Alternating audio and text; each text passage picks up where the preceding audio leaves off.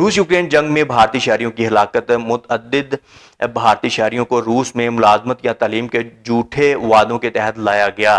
अगर आपको भी इस तरह की कोई ऑफर वगैरह आती है तो साफ साफ आप जो है वो उसके ऊपर रिसर्च कीजिए, उसके ऊपर काम कीजिए और इस तरह की एप्लीकेशंस को, इस तरह के अपॉर्चुनिटीज़ को एक्सेप्ट करने से पहले आप ये वाली वीडियो देख लीजिए और आप इसको शेयर कीजिए अपने दोस्तों के साथ जो यूक्रेन से उनको अगर कोई ऑफर्स वगैरह आती हैं या फिर रशिया वगैरह से कोई ऑफर्स वगैरह आती हैं तो सबसे पहले उनको ये इन्फॉर्मेशन होनी चाहिए जो मैं आपको देने जा रहा हूँ।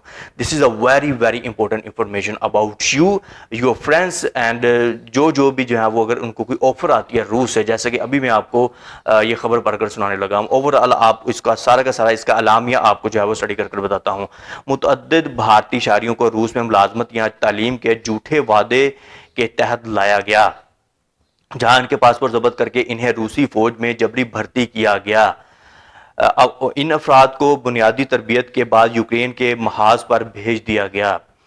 हलाकतें और लापता अफराद के ऊपर बात करते हैं। वजारत खारजा के मुताबिक अब तक 12 भारतीय शहरी रूसी फौज के साथ लड़ते हुए हलाक हो चुके हैं। 12 भारतीय शहरी जो हैं वो हलाक हो चुके हैं यूक्रेन के अगेंस्ट लड़ते हुए रूस के थ्रू।